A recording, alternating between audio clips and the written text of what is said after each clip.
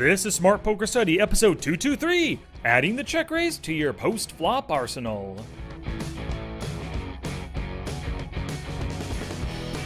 In last week's episode number 222, I gave you the hows and the why we should double barrel c-bet more frequently on the turn.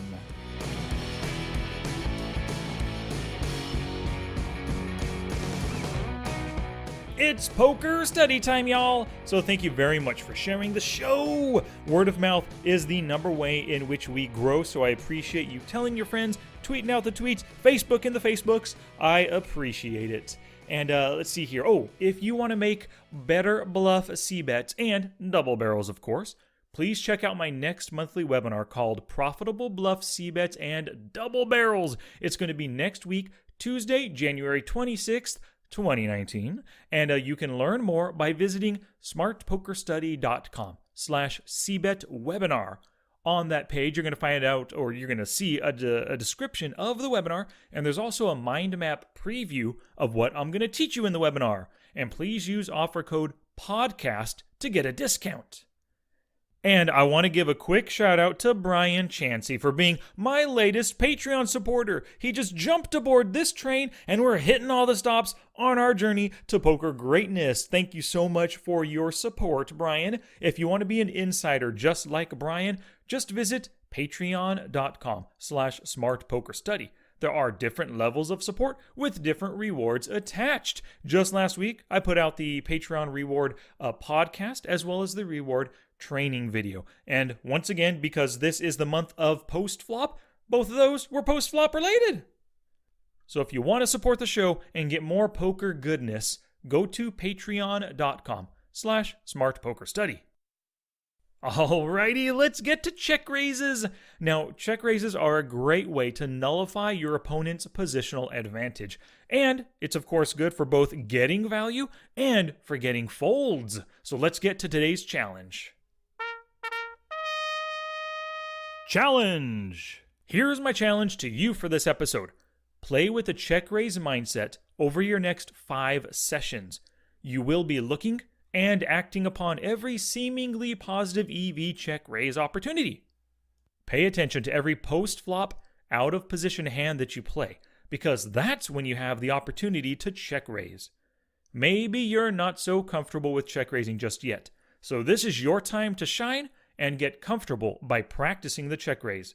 Before you get to the flop, look at your opponent's bet flop or c-bet flop statistic. You do this to gauge how likely they are to bet when you check to them. Test out your value check raises and your bluff check raises on different boards with different sizings. Choose 2 pair or better hands for your value check raises.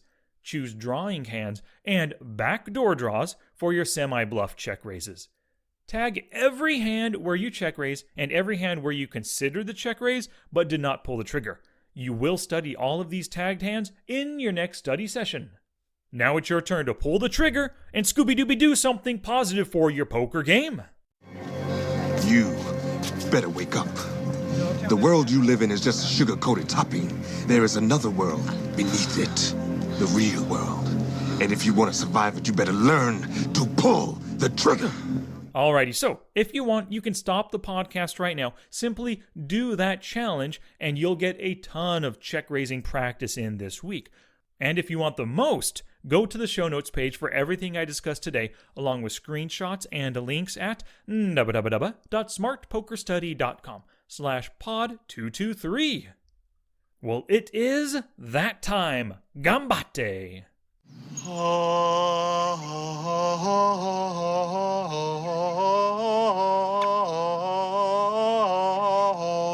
Alrighty then. There are 4 reasons why the check raise should be in your post-flop betting arsenal. Reason number 1 is that check raises nullify positional advantage. And I've told you a million times that position is the number 1 advantage that you can have at the tables. But I may have never mentioned that check raising is a way to nullify your opponent's positional advantage. They've seen you check already, so you appear to not like the flop. This can lull your in-position opponent into a false sense of security, which leads them to bluffing a good amount of the time. If they are bluffing, then most of those bluffing hands are possibly going to fold to a check raise. Reason number 2 to check raise is that check raises make the high-frequency c-betters fold very often. The more frequent a player c-bets, the more junk they do it with. 70% or more, and their range is full of non-value hands that they're just betting to try to bluff you off the pot. They can't profitably stand up against your check raise, so the best play with their worst c-betting hands is to fold, earning you a nice profit. Reason number 3 to check raise is that they look frickin' scary. Because they look so scary, they help to convince your opponent to fold. A lot of people, they only check raise when they have 2 pair or better hands. So when you check raise them, they're going to see monsters under the bed, they're going to assume that you have that 2 pair or better, and they're going to fold to your show of strength. And the 4th reason for check raising is that it earns lots of value from your strong hands. If your opponent cannot fold a top pair hand nor some kind of a draw, and you check raise with those strong made hands, then you're getting great value by doing the check raise. Also, if your opponents have seen you check raise bluff in the past, they can give you loads of value when you're doing it with the nuts down the road, and they just don't believe you have anything good. Alright, so let's talk about the check raising statistic. You might not know what your check raise stat is. If you're in front of your computer right now, I want you to open up your poker tracking database and see how frequently you have check raised over the past 20,000 hands or more. Now, pull up the stats from an aggressive regular at your stakes. I'm sure you know some of them by name, right? Compare your check raise stat with their check raise stat. If it is between 0 and 7%, you are a value-only check raiser, or they're a value-only check raiser as well. Between 7 and 15%, they throw out the occasional bluff. And if it's at 15% or greater, you or those reg opponents of yours, they are check raise bluffing way too frequently. It's full of bluffs at 15%. Let me show you how I came up with these percentages. For number 1, it's from experience, right? From coaching players, as well as observing some of my opponents and their check raising patterns and looking at check raising stats and all. The other way that I figured out these percentages is utilizing Flopzilla. So if you go to the show notes page for today, you're going to see a screenshot right there of a common 16% calling range. Now that Flopzilla little screenshot, it's going to show you that this range, the 16% calling range, it hits 2 pair or greater only 6.3% of the time. And most people check raise for value with 2 pair or greater, so this is why below 7% indicates a value check raiser. Now, what if we add some common bluff check raising hands into this range right here? So if you go to the show notes page, you're going to see a second screenshot. Same 16% range, but if they're check raising 2 pair or better and open and straight draws, nut flush draws, and regular flush draws, they're now check raising 14.8% of the time. So at 15% check raising, if that's what their stat is, more than half of their check raising range is made up of some kind of semi-draw bluffing or semi-bluff drawing hands. So believe me when I tell you that sub 7% over a big sample is value, 7 to 15 has both value and bluffs thrown in, and over 15 is a ton of bluffs. You want your check raise stat at roughly 12%. This is going to make it so those good opponents that you have, the ones that use a poker tracking software or a HUD, they won't have an automatic decision when you check raise them. If your check raise is at 6%, they have an easy fold with all of their c-bet bluffs. And if it's at 18%, it's an easy call or a re-raise because you bluff so often. Today's podcast is brought to you by Audible. Get a free audiobook download and a 30-day free trial at audibletrial.com/smartpokerstudy. They have over 180,000 titles to choose from, and my 3 books are there: How to Study Poker Volume 1, Volume 2, and Preflop Online Poker. Now, Preflop Online Poker is the most expensive book I have there. So when you get your free audiobook trial and that first free audiobook download Preflop Online Poker. And then because it's cheaper, purchase How to Study Poker Volume 1. Listen to that first so that you can get more out of Preflop Online Poker when you listen to that as book number 2 in the rotation. So please visit audibletrial.com/smartpokerstudy to start your audiobook learning journey.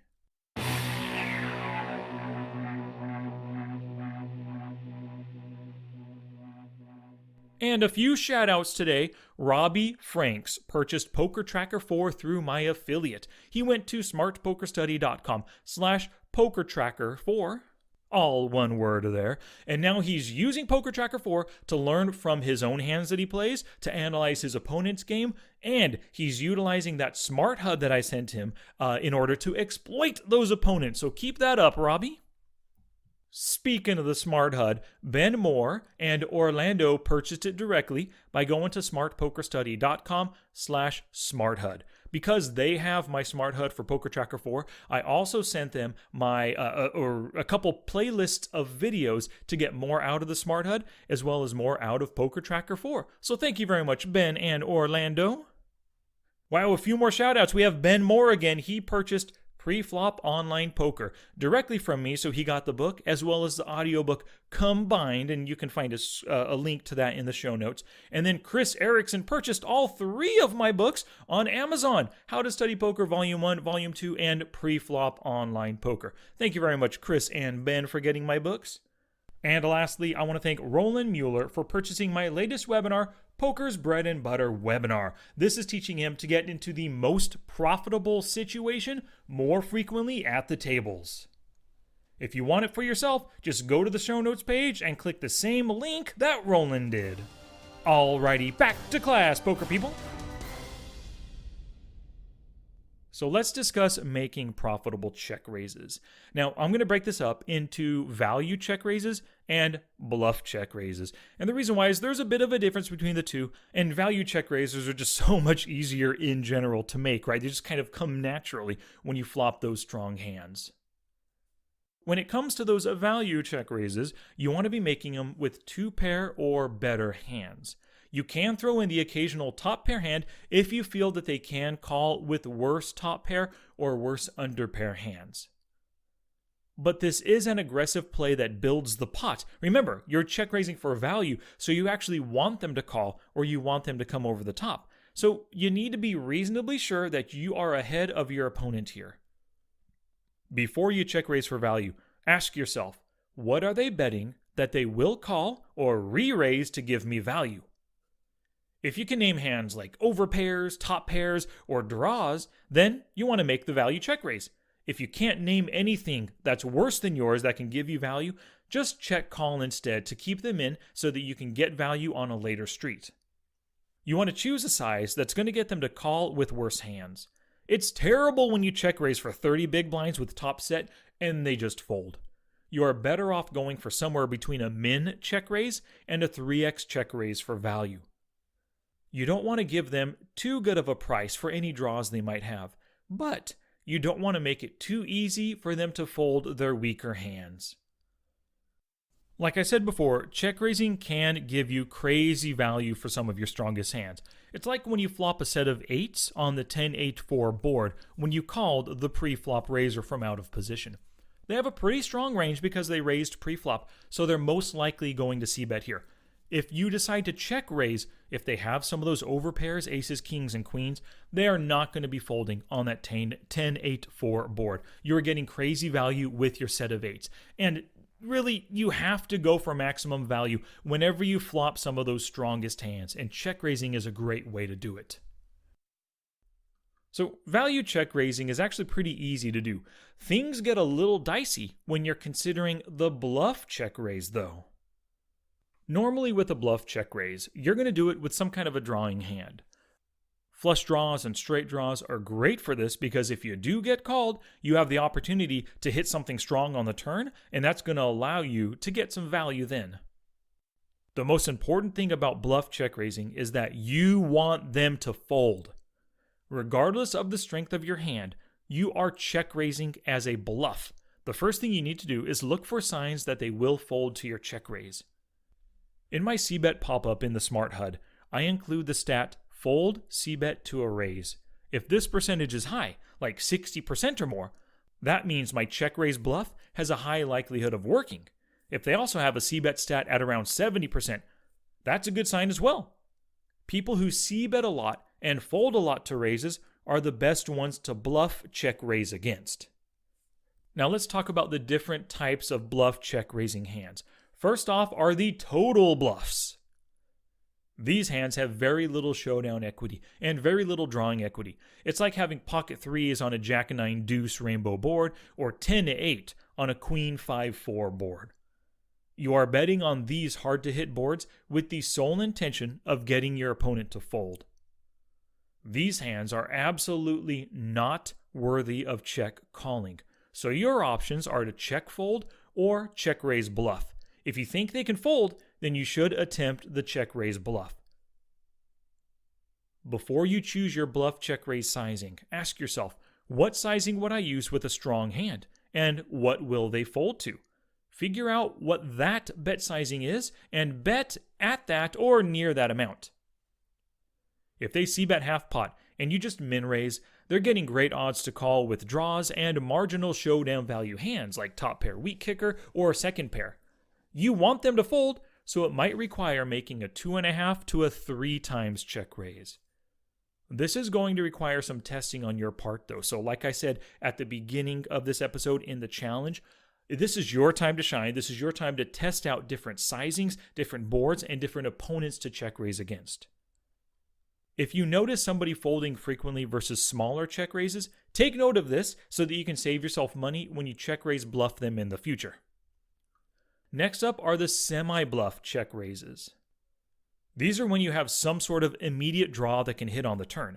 It's like betting the ace of diamonds, 10 of diamonds on the jack of hearts, 9 of diamonds, 6 of diamonds board.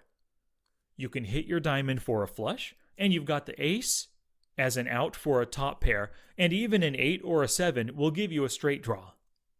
Another example of a semi-bluff is holding the 9-8 on the 10-7-4 board. Your opponent doesn't have a lot of 10s in their open raising range, so they may just c-bet and then fold to your check raise pretty quickly. You can also hit a jack or a 6 on the turn for a straight, and even a 9 or an 8 will give you a second pair hand, which you might be able to get to showdown with. Lastly, we have the backdoor bluff check raises. Now, these are great for check raising when you think they can find a fold on the flop. But then you're also willing to double barrel bluff on the turn. Backdoor means that you have to go runner-runner to make a hand. This is like holding the ace of diamonds, 9 of diamonds on a single diamond 7-8-3 board. On the turn, you can gain equity by hitting any diamond for a flush draw, a 10 or a 6 gives you an open-ended straight draw, and a jack or a 5 gives you a gut shot draw. Also, any ace gives you top pair. That's 6 different cards that add equity to your hand in case they call your flop check raise. I call these 6 different cards equity outs. Now, it's important to remember that you're check raising because you think they can fold on the flop, but when you check raise with a backdoor draw like this, you must be willing to double barrel when you hit one of your equity outs. Make sure to follow through when one of your cards comes on the turn. If one of the cards does not come and the turn just doesn't help you at all, it's okay to give up at this point.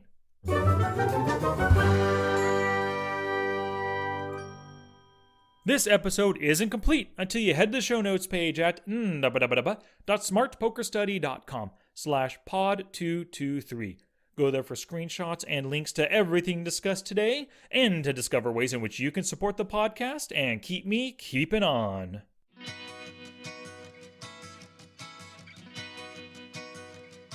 Thank you so much for listening. Make sure you step into action with today's challenge if you want to get the most out of this episode.